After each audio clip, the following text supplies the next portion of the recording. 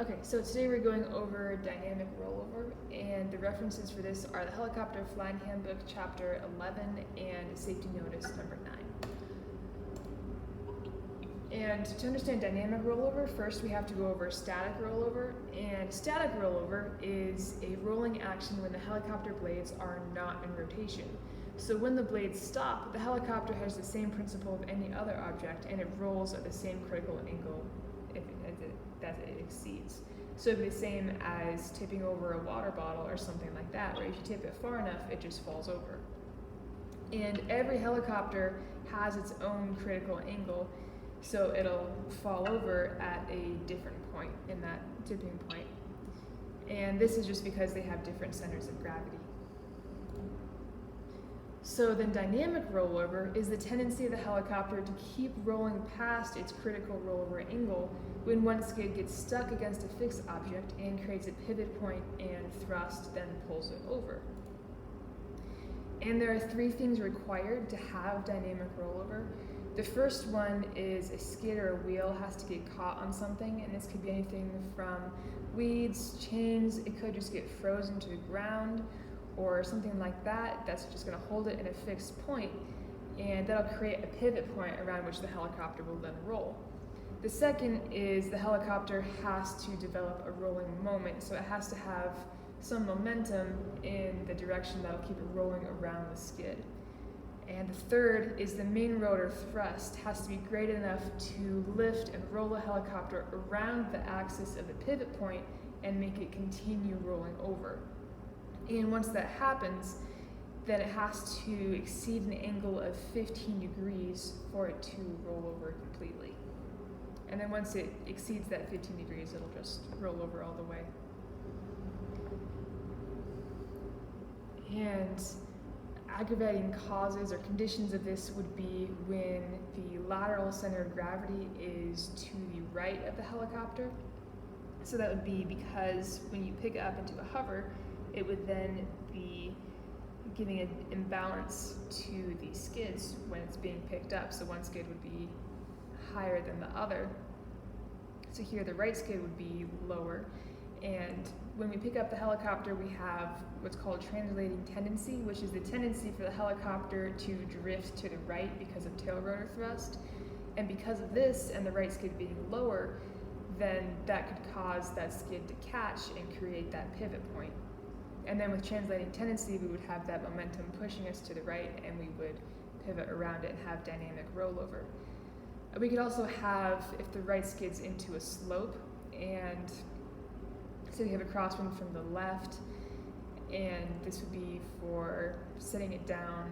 Setting it down would be good, but then it would hurt when we're picking it up because we'd have that same thing where the helicopter is getting pushed to the right, but we have that right skid that would be at a fixed point, and because the helicopter wants to drift to the right, we would be creating that pivot point, and we could have dynamic rollover around it. We could also have, again, crosswinds from the left, even over a flat surface, where again we have that translating tendency, and then that crosswind aggravates that. And we also have left yaw inputs, and this would be for, say, if you're trying to compensate for translating tendency with a left cyclic input, then if you use too much, then you're just going to have dynamic rollover in the other direction where the left skid catches and creates that pivot point, and you just have dynamic rollover on the other side of the helicopter. So all of these conditions are exaggerated when there is a single pilot and low fuel, and that's because this causes the center of gravity to shift more to one side of the helicopter. Because in the helicopter, we only solo fly from the right seat, so that shifts the center of gravity and gives it more of an imbalance versus when there's 2 people and it's more evened out on the left and right sides. And a recognition for dynamic rollover is if you're not coming straight up, you're trying to roll to the side of the stuck skid. And I have a video on the slides here, but don't need to see that. All right, So the recovery for this is to lower the collective immediately, and you have to take away the thrust that wants to pull the helicopter over.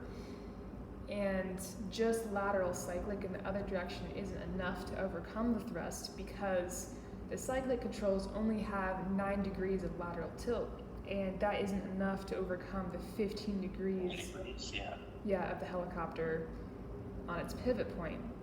So we have to put the collective, which is our power, down, which then takes away the thrust and just puts the helicopter back on the ground. Because essentially when we're doing that, we're putting it back to where it's just a static rollover situation. Because with a static rollover situation, the helicopter, with the Robinsons, they have to be tilted at 42 degrees to fall over, versus dynamic rollover, it's 15 degrees, to fall over. So lowers the threshold, so increases the threshold by about 27 degrees. So with dynamic rollover, once we start to get that, we have to put the collective down, and that'll stop the helicopter from pulling itself around that pivot point and pulling onto its side. And have a drawing here on my computer that I would be drawing up on the board for the lesson, but for the what? For the lesson, when I'm teaching it for a student. Why do you need to draw? Like I'm saying, who would understand this without drawings? I can send you a picture in a minute. There's just little details with it. This lesson doesn't need as many drawings as other lessons. So this one doesn't really need the drawings, but it's helpful. Alright, so there are a couple of... Drawing confuse me typically. I remember when we try to draw when we're doing ground training, I'd be like, I'll be honest, I don't know what the fuck you just told me to do. Like, if it was like, talking about different aerial maneuvers, I was like, I'll be real with you, I don't know what the fuck I don't know, I cannot translate that drawing you just made into like things I'll actually do. Just like tell me the degrees. And I can do it.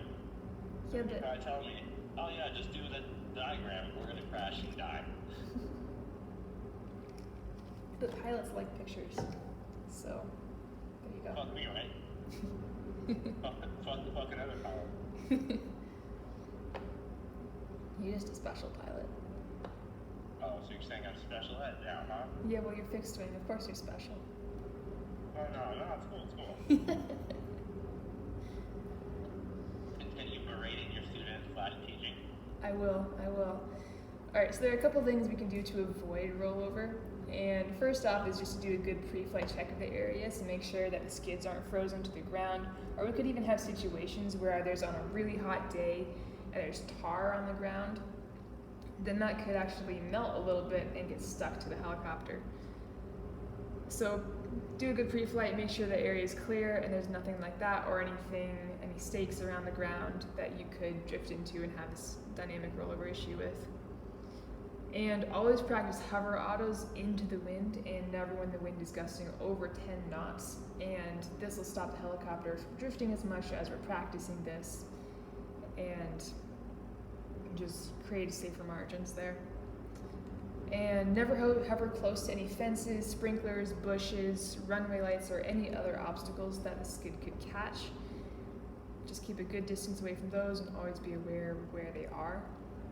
And during the pickup, always use the 2-step liftoff, where we pull up on the collective until we get that light feeling in the skids, neutralize all the controls to stop any drift, and then continue raising the collective so that we're not drifting to the side or rolling over as we pull up on the collective.